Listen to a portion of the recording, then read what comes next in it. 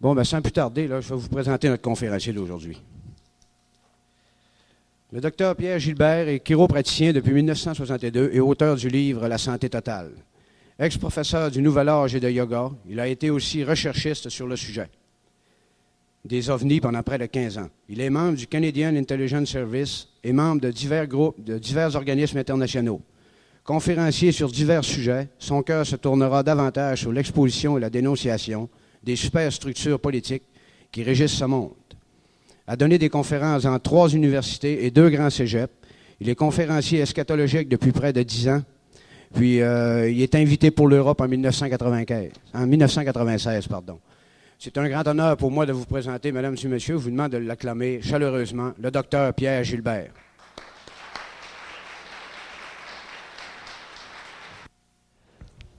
Alors, je voudrais souhaiter la bienvenue à chacun d'entre vous et à tous, comme si vous étiez personnellement liés à moi.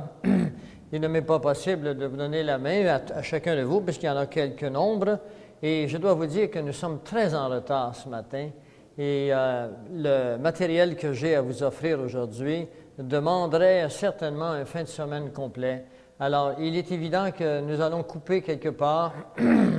Mais j'espère que j'aurai le jugement nécessaire pour couper aux bonnes places, parce que je suis toujours indécis à quel endroit je couperai. Je veux d'abord vous souhaiter une bonne journée, souhaiter la bienvenue, et ensuite de ça, je vous remercie de ne pas fumer. Je suis vraiment allergique à la fumée, en tous les cas, ma gorge l'est. Je voudrais remercier des individus spéciaux tels que Régent, Gérard d'Alma, ici, qui vient de me présenter, Daniel Gagnon, qui est en arrière debout.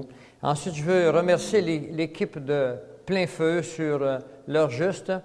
Et vraiment, je voudrais que vous les applaudissiez parce que c'est une équipe qui est avec moi depuis déjà plusieurs années et qui n'épargne ni temps ni argent pour arriver aux fins que nous cherchons, c'est-à-dire faire connaître la parole de Dieu et faire connaître les événements dans lesquels nous sommes actuellement.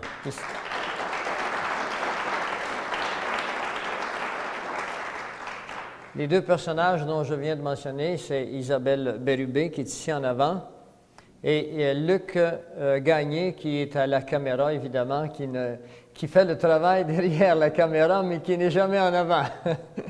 Alors, c'est ça, le travail de l'inconnu. Et moi, je fais la vedette en avant, mais ne vous en faites pas, je n'ai pas du tout l'intention de jouer à la vedette.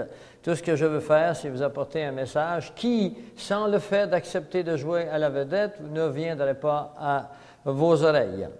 Alors, je vais vous demander une disposition spéciale aujourd'hui parce que la plupart d'entre vous allez entendre des choses auxquelles vous n'êtes pas habitués. Vous savez, ce n'est pas parce que vous ne connaissez pas l'électronique qu'elle n'existe pas. Il y a 2000 ans, on ne connaissait même pas le mot atome. Elle était là, pareil, elle existait. Donc, je vous demande une disposition d'esprit, ouvrir d'abord vos cœurs et votre esprit, parce que ce que j'ai à vous apporter est conforme à ce que j'aime appeler la vérité. Et la vérité, ce n'est pas moi. Et ce n'est pas moi qui ai la vérité.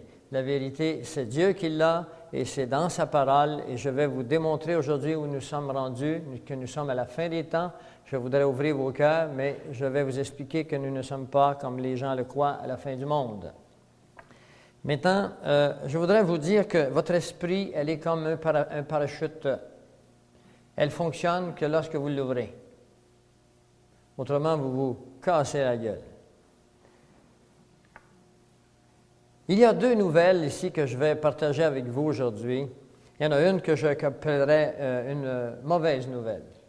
Il y a, mesdames et messieurs, des problèmes incroyables qui viennent sur cette planète, sur l'humanité. Et ces problèmes dont je vous parle, je vais vous les démontrer, je vais vous les prouver, dans la mesure où vous voulez bien ouvrir vos cœurs et vos esprits. Je vais vous les prouver par des documents qui sont faits par les gens qui régissent ce monde, et ils sont faits également, et je vais vous les prouver également par la prophétie de la parole de Dieu. Tantôt, on a dit que j'étais eschatologiste. C'est un mot qui est ignoré par la plupart d'entre vous. Le mot eschatologie veut dire ceux-là qui étudient les signes de la fin des temps. Eschatologie veut dire toute chose amenée à sa fin. Et je n'ai pas l'intention de vous faire peur. De toute façon, c'est une réalité que vous ne pouvez échapper. Alors, l'eschatologie est l'étude de la prophétie biblique en contexte de la situation A, du temps, B, des événements internationaux. On ne peut étudier l'eschatologie en gardant son nez dans la Bible seulement. La Bible est un livre comme une boussole. De temps à autre, il faut la mettre sur la map pour regarder à quelle latitude nous sommes rendus. Et ensuite de ça, si je n'avais qu'une mauvaise nouvelle à vous raconter, je ne serais pas ici aujourd'hui, je ferais du skidoo ou encore je me cacherais derrière de la drogue ou de la boisson en attendant que les choses viennent. Mais non, vous voyez que j'ai le cœur gai, vous voyez que je lève la tête parce que je n'ai pas peur des événements qui viennent et j'ai des bonnes raisons de ne pas avoir peur parce que celui qui m'a dit qu'il y avait des mauvaises nouvelles, lesquelles nouvelles je vois par l'actualité, m'a dit d'autres choses également. Il m'a dit que bientôt, il arriverait un événement extraordinaire sur la planète Terre, une très bonne nouvelle, et je vais vous inviter, je vais vous montrer comment y participer à cette bonne nouvelle. Encore une fois, si vous ouvrez votre parachute, parce que toute l'humanité est en chute libre. Il faut ouvrir son parachute. Je voudrais également, avant de commencer cette conférence, vous signaler que nous ne sommes pas une religion. Nous ne sommes pas une secte. Nous ne prônons aucune religion. Nous ne prônons aucun mouvement, aucune secte. Nous sommes plein feu sur leur juste, une compagnie qui a pour mission, avec des vidéocassettes et des conférences, de faire connaître A, la parole de Dieu, B, spécialement cette partie de la parole de Dieu consacrée à la prophétie. Et c'est pour ça que nous aurons des cassettes vidéo qui sont faites professionnellement et nous vous invitons à vous les procurer. Et si nous ne les avons pas tous, nous sommes en train de produire des cassettes dont je vous mentionnerai cet après-midi. Vous pourrez réserver d'avance. Et la conférence d'aujourd'hui est enregistrée, mais nous pourrons vous la donner avant qu'elle soit faite en montage. C'est-à-dire que nous ajouterons des images de l'actualité afin que vous puissiez avoir une cafétéria d'éléments qui vient activer, si vous voulez, qui rende plus vrai la conférence d'aujourd'hui. Ensuite de cela, je voudrais vous expliquer la vidéocassette, pas la vidéocassette, mais l'acétate que vous voyez sur l'écran ici, qui s'appelle Ordo ab Chaos. C'est un terme latin, ce sont 3 mots latins qui veulent dire l'ordre à partir du désordre. Bien, c'est de ce mot qui est un concept, ce mot qui contient une philosophie en lui-même, qui est aussi vieux qu'Adam et Ève, ce mot qui a été utilisé spécialement par les philosophes de l'école de pensée de Karl Marx et de Friedrich Hegel, que nous vient ce mot qui veut dire que les hommes qui contrôlent notre société, pour créer un nouvel ordre dans notre société, y apportent le désordre. Et c'est également les 3 mots que vous trouvez sur une bague de ces personnes qu'on appelle les francs-maçons, la franc-maçonnerie internationale, ceux-là du 33e degré. Et on leur remet cela et c'est un grand honneur pour eux de les recevoir.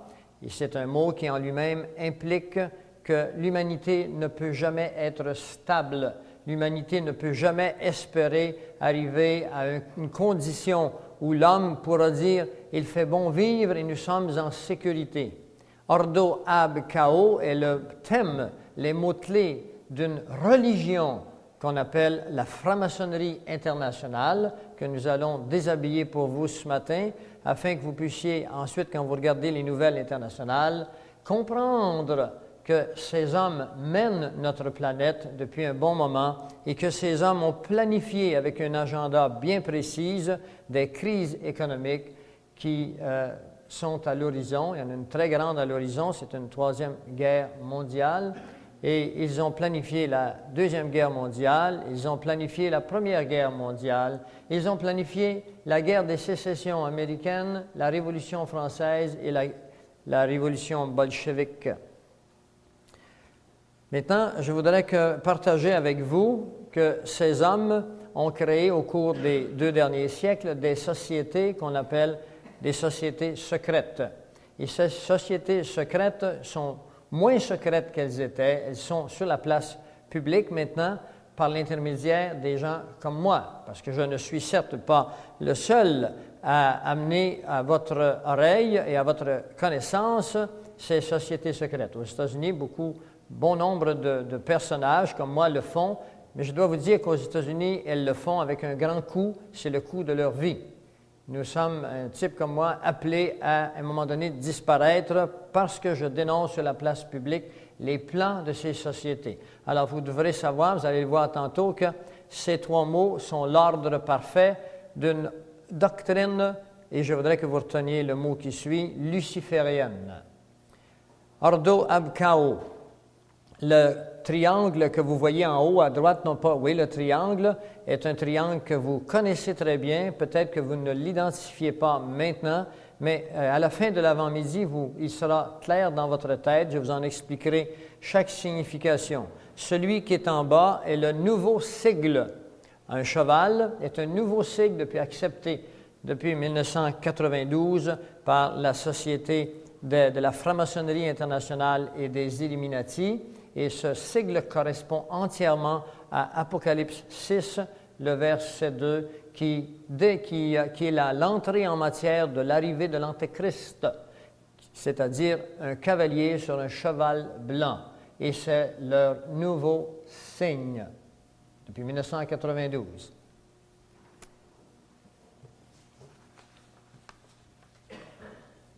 Maintenant, je vais exposer pour vous les sociétés secrètes.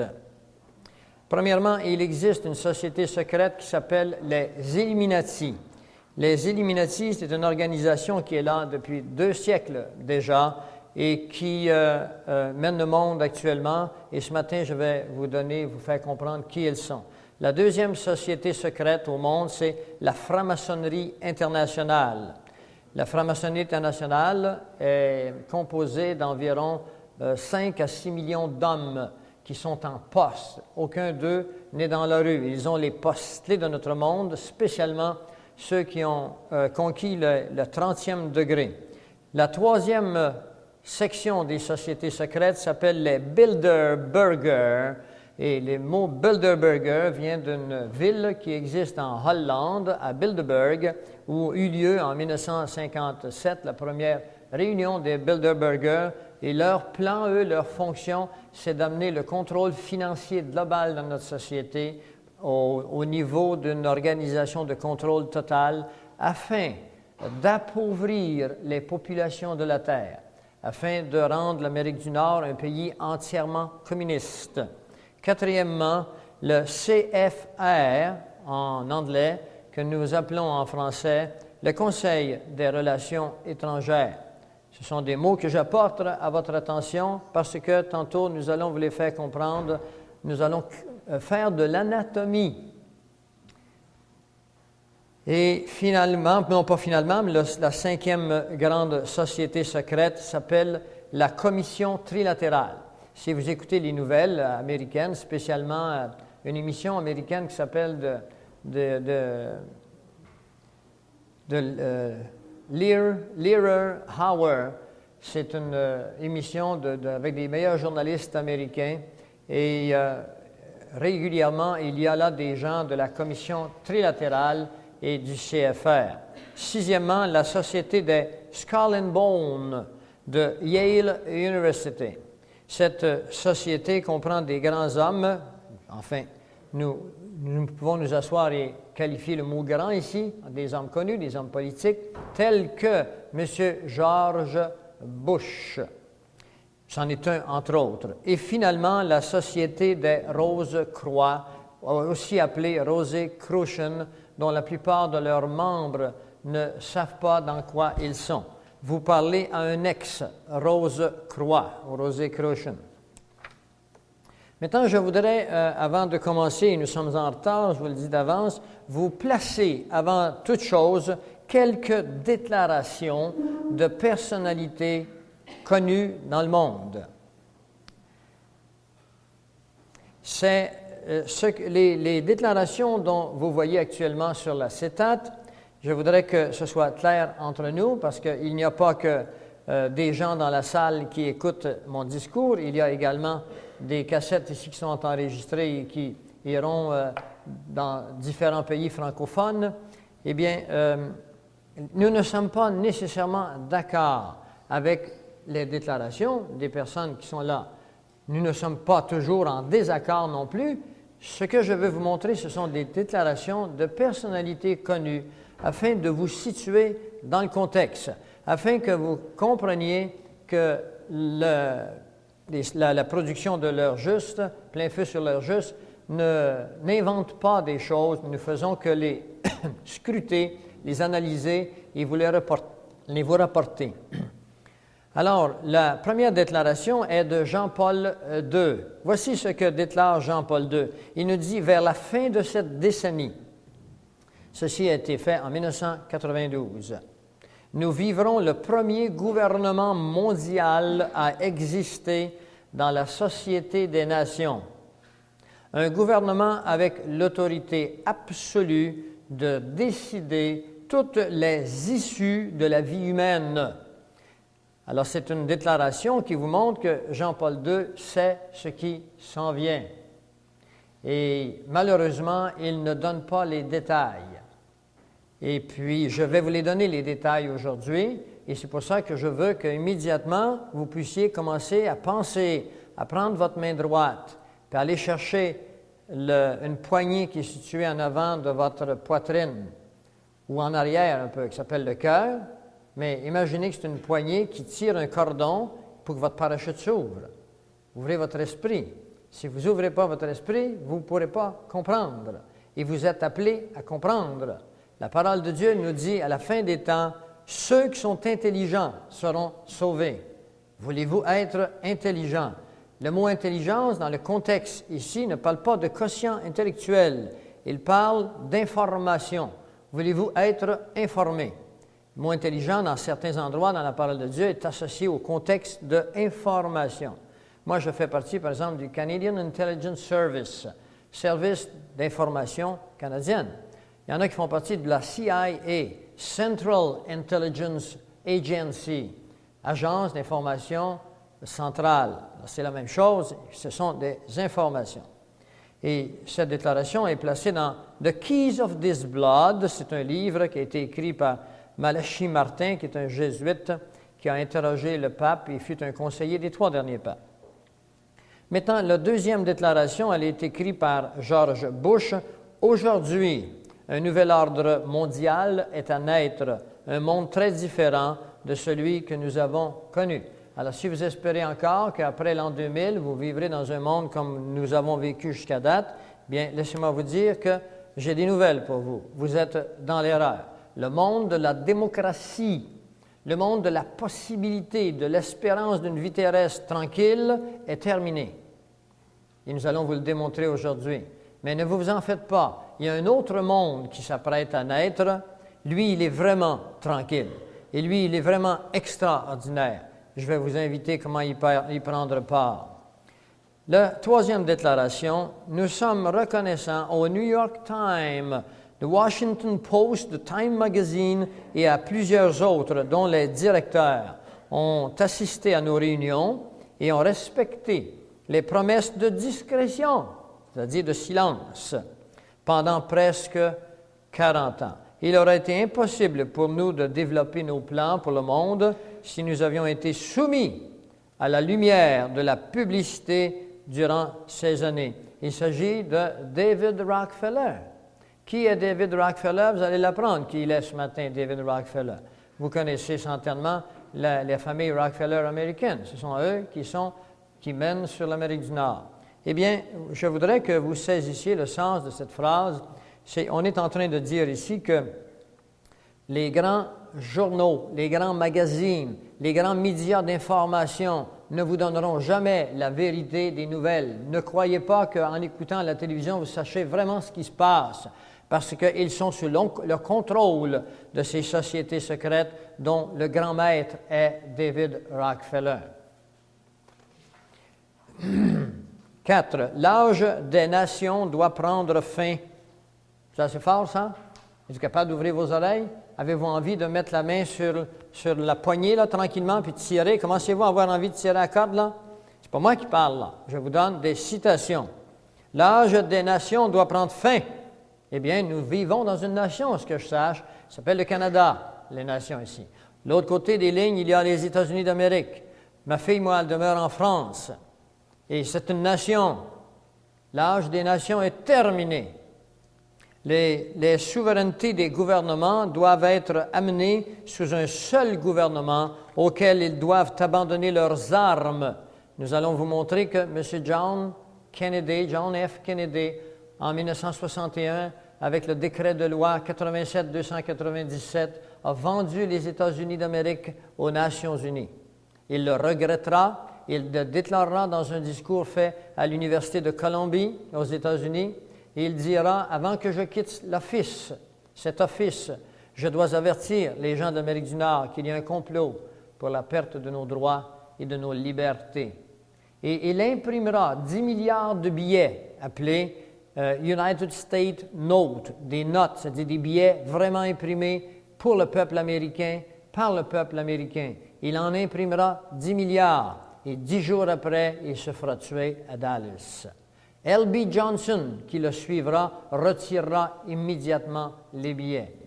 L.B. Johnson est un franc-maçon du 33e degré. Le numéro 5.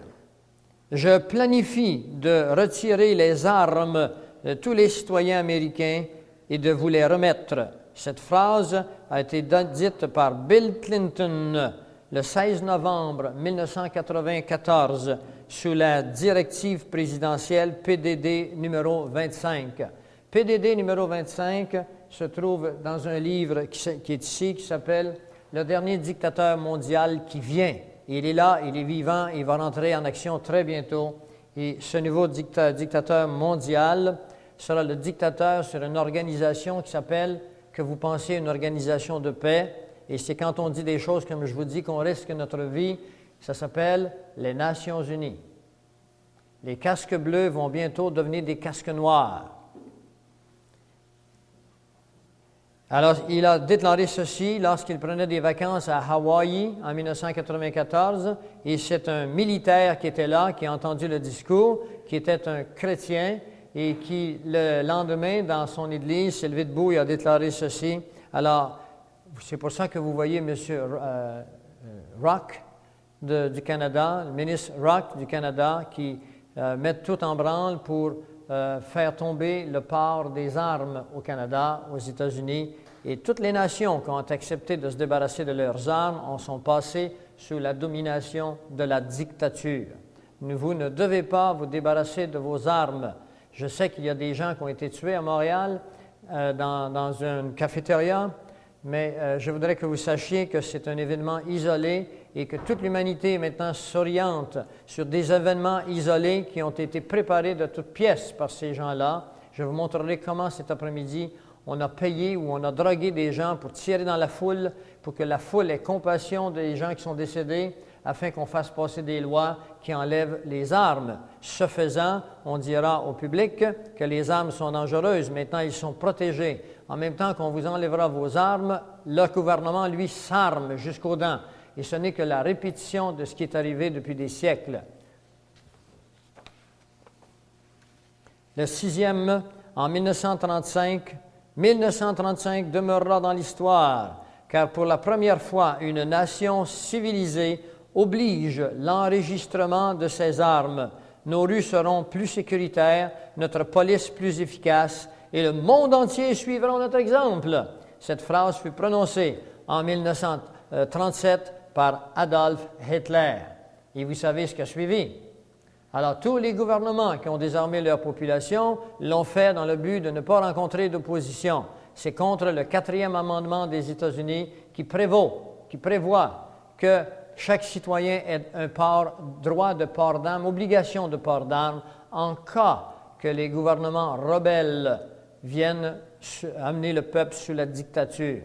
Et je vais vous le dire tout de suite, nous en allons sous la dictature, non seulement nationale, mais la dictature mondiale.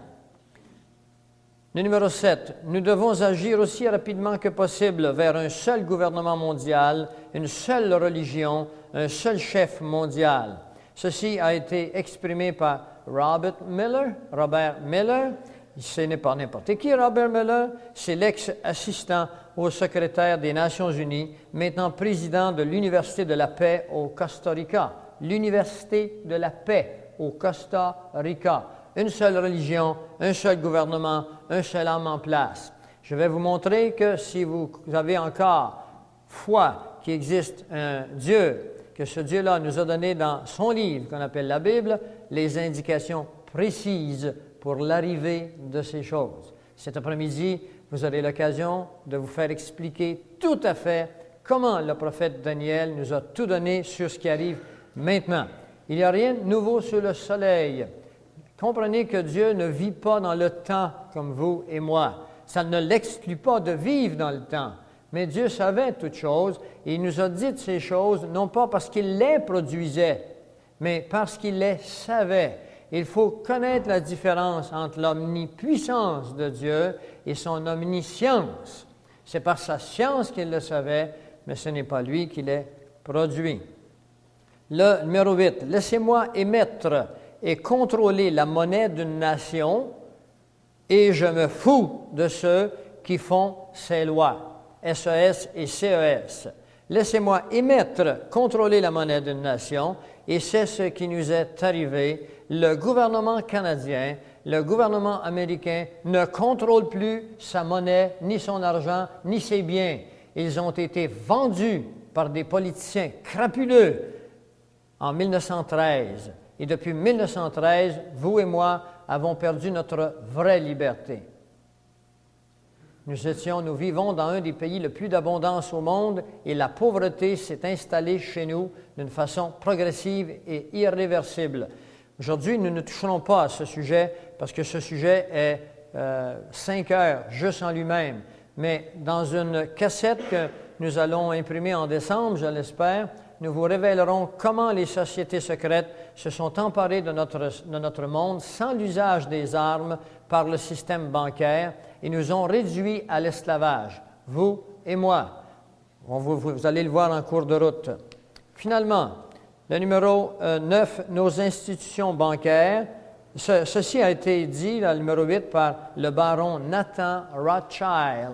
Et le baron Rothschild a dit ces paroles en 1950 à Ottawa devant le Parlement canadien. Et le Parlement canadien n'a jamais réagi, n'a jamais compris ce qu'il fallait faire. Actuellement, le premier ministre du Canada ne contrôle pas la monnaie et l'économie de notre pays. Il doit faire appel à la Banque du Canada, à non pas M. Crow, mais le nouveau président de la Banque du Canada, son nom m'échappe, s'il va remonter les taux d'intérêt ou s'il va les baisser. Comment pouvez-vous administrer un pays quand vous devez demander à l'autre qu'est-ce qu'il va faire le matin avec les taux d'intérêt? Si nous étions vraiment premier ministre de l'administration d'un pays, vous devez également y contrôler sa monnaie et son argent et ses intérêts.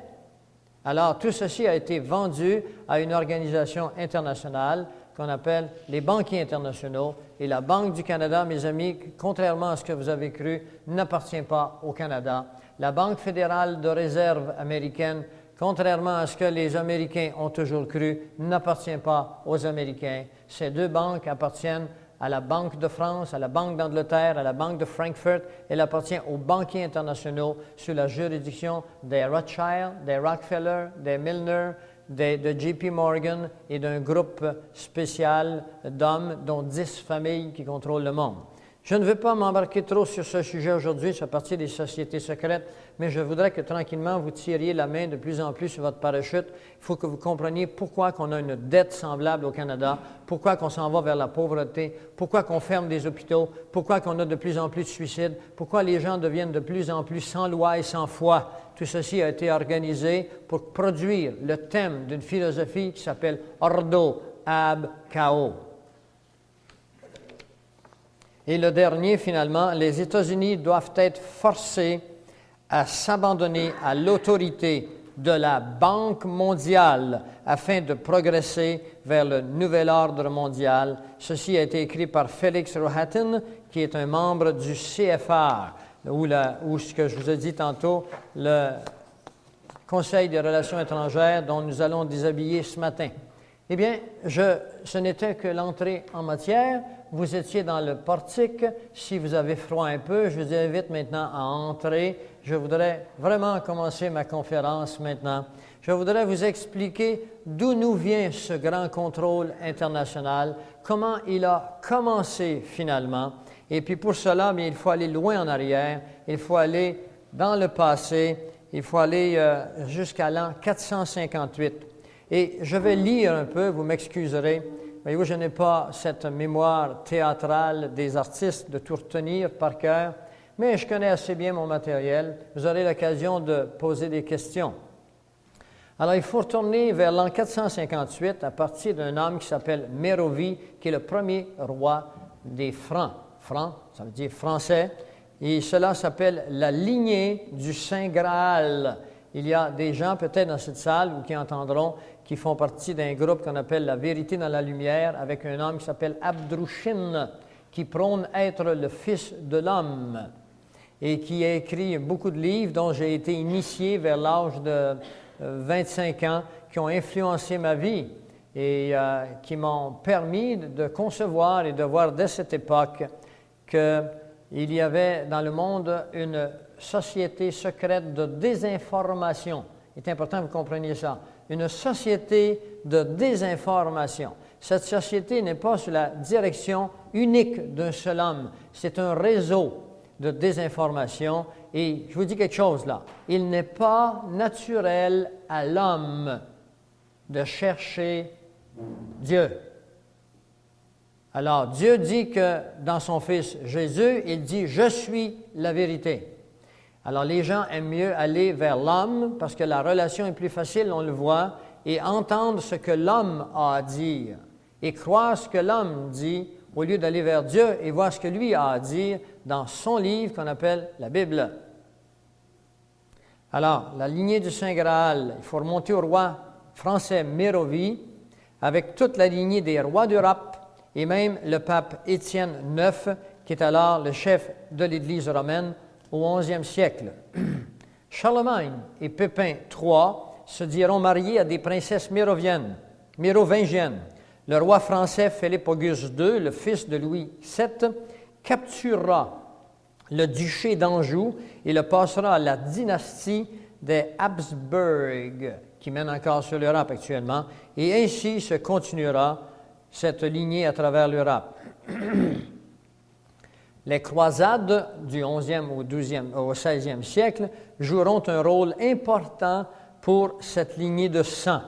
Je dois vous avertir immédiatement qu'il y aura dans la conférence de ce matin une progression vers des événements qui vous toucheront de plus en plus. Vous devez aller dans les racines. Si vous comprenez les racines, vous comprendrez les feuilles de l'arbre. Plusieurs croisades furent françaises et eurent pour mission la liberté de la Terre sainte des musulmans. En l'an 1061 de notre ère, Geoffroy de Bouillon conquit Jérusalem. Il déclarera être de la lignée de David et il créera une société secrète appelée l'Ordre de Sion, appelée aujourd'hui les Prieurs de Sion. Elle fut fondée en l'an 1089, changea de nom. Dans les années à venir, Geoffroy de Bouillon et son groupe secret établiront des plans pour réaliser leurs objectifs. Ouvrez vos oreilles parce que vous verrez que les objectifs de Geoffroy de Bouillon sont les mêmes que les sociétés secrètes d'aujourd'hui. Et je vais vous les révéler, leurs objectifs, et vous allez les voir après, et vous allez comprendre ce qui arrive. Pourquoi qu'il y a une si grande dette au Canada, pourquoi on ne respecte plus de valeurs. En 1118, Hugues de Payne créera les Chevaliers Templiers. Et là, je viens de penser un mot qui sonne aux oreilles de plusieurs. Les Chevaliers Templiers. Et ils placeront Baudouin de Renaud, frère de Geoffroy, le premier grand maître. Ils adopteront la marque mérovingienne comme leur emblème, c'est-à-dire une croix rouge que vous voyez ici sur l'écran, qui demeure encore la croix rouge d'aujourd'hui. Quel était maintenant le but exposé de ces chevaliers? Parce que toute organisation secrète doit avoir une couverture où le public qui ne connaît pas pense « Regarde, ils font du bien, eux ». Alors, quelles étaient leurs façons de passer inaperçus? Eh bien, ils disaient qu'ils étaient là pour surveiller les routes de Jérusalem pour les pèlerins qui s'y rendaient de tous les peuples. Ils se déclarèrent soumis au pape et à aucune autre autorité. Les 9 personnes appelées les pauvres chevaliers se rendirent à Jérusalem et ils furent reçus dans les quartiers de Baudouin. Alors, c'était un château du temps de l'époque. N'allez pas croire que c'était les châteaux d'aujourd'hui. Il n'y avait pas l'eau courante. Alors, ils y passèrent une dizaine d'années à une activité bien particulière. Écoutez-la, cette activité. Avec des paysans qu'ils engageaient, ils creusèrent les alentours du temple pour y découvrir les trésors du temple de Salomon. Et moi qui arrive d'Israël, je dois vous dire qu'on voit encore des fouilles tout autour de Jérusalem, du mur des Lamentations, et c'est rempli de fouilles. À chaque jour, on trouve des choses extraordinaires, parce qu'il y a 4 couches, 4 civilisations qui y ont passé. En 1953, un rouleau de cuivre découvert près de la mer Morte indique qu'un trésor de près de 138 tonnes d'or et d'argent y avait été englouti par les prêtres juifs en l'an 70 de notre époque. Ils revinrent en Europe avec les richesses de Salomon. Ils bâtirent des châteaux partout en Europe. Ils devinrent les fameux gardiens du Graal. Pour ceux qui ne savent pas ce qu'est le Graal, c'est supposément cette coupe dans laquelle Jésus aurait bu à la dernière scène. Il faudrait que vous compreniez que c'est une totale invention. Devant la richesse et le pouvoir, ils se séparèrent bientôt de l'évêque de Rome, du pape, et ils établirent leur propre roi. Ils établirent un système bancaire à toute l'Europe et ils prêtèrent au roi et au gouvernement. Ils inventèrent un système de transfert d'or d'une ville à une autre et d'une banque à une autre, simplement en écrivant une note sur un papier. Aujourd'hui, on appelle ça un chèque. Et la raison pour laquelle ils firent cela, c'est qu'ils se faisaient voler leur or durant le transport. Alors, ils finirent par dire au roi, à UX, nous allons garder votre or, nous allons vous envoyer un papier qui est un émissaire du montant que nous gardons pour vous. Et finalement, ils passèrent la même or à 5, 6, 10 pays. Et les rois ne se préoccupaient pas de savoir si l'or était à eux. Ils la vendaient à 5 ou 10 pays. Et c'est comme ça qu'ils devinrent évidemment très riches. Et c'est le même système bancaire que nous avons aujourd'hui. L'argent est pris de nulle part. Elle est un crédit qu'il se donne le droit. Je ne vais pas embarquer dans ce discours, mais vous le verrez en cours de route qu'ils ont établi les mêmes systèmes. Alors, leur vrai but, c'était le contrôle monétaire et politique mondial. Premier but, contrôle monétaire et politique mondial. Les rois de France essayèrent alors de les détruire. Ils firent kidnapper le pape Boniface VIII et ils tuèrent son successeur Bénédicte XI. En 1305, on remonte, là, on s'en vient plus près de nous. Vous vous sentez plus à l'aise, là? En 10e siècle, c'est loin, mais au 13e siècle, là, vous devez... Ah, là, je me rapproche. Ça sent du familier, non? Pas encore. Ah bon. Alors, les rois de France essayèrent alors de les détruire. En 1305, Philippe, le roi Philippe, s'arrange pour placer son propre candidat à la papauté. Clément V, évêque de Bordeaux, Clément V, c'est ça, évêque de Bordeaux. Ensemble, ils organisèrent l'Inquisition et ils tentèrent de se débarrasser des Mérovingiens et de s'enquérir des trésors. Je voudrais vous dire que vous sachiez que durant le temps de l'Inquisition, entre le 11e et le 16e siècle, l'Église officielle a mis à mort, au nom de Dieu, 40 millions de personnes. Il faut que vous sachiez ces choses-là. On obligeait à être membre de l'Église officielle, sinon vous étiez tué sur place ou exilé. Voilà pourquoi un grand nombre de personnes devinrent membres de l'Église officielle. Maintenant, je voudrais vous expliquer que ça, c'est Ordo ab Chao. Et je voudrais vous expliquer qu'Ordo ab Chao est encore là aujourd'hui et que ce qui est arrivé hier va se répéter demain, très bientôt. Si vous voulez demeurer chrétien, vous aurez à payer de votre vie. Ou à moins que vous faites quelque chose de spécial que je vous indiquerai cet après-midi. Les Templiers, le 13 octobre 1307, tous les Templiers de France furent arrêtés, incluant le grand maître Jacques de Molay. Molay et Geoffroy de Charnay, qui étaient alors propriétaires du suaire de Turin, moururent brûlés sur le bûcher. Les Templiers français avaient un refuge en Écosse qui s'appelle maintenant le rite écossais.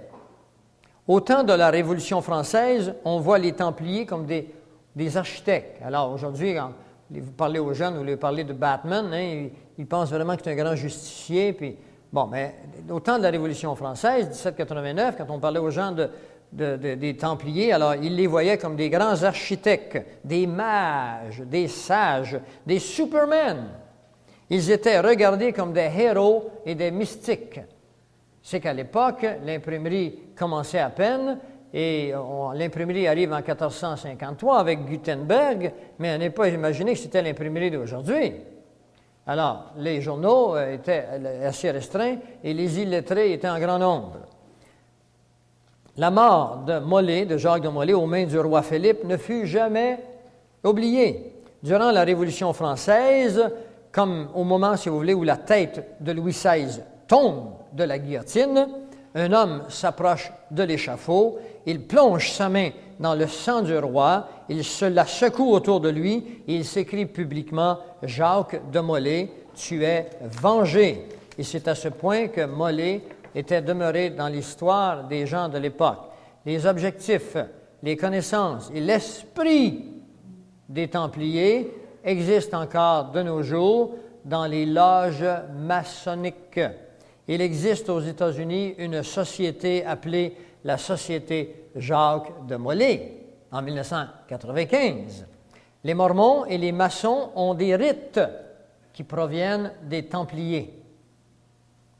Elena Petrovna Blavatsky parle de la sagesse des Templiers. C'est elle qui a institué les chevaliers blancs. C'est elle qui a institué cet ordre du Nouvel Âge, qui sera connu ensuite par Alice Bailey et Annie Besant. Adolf Hitler faisait partie d'une société secrète appelée le Groupe de Thulé, plus tard qui se transformera dans toute sa philosophie et ses doctrines dans un mouvement qu'on appelle le mouvement naziste. Il faudrait que vous compreniez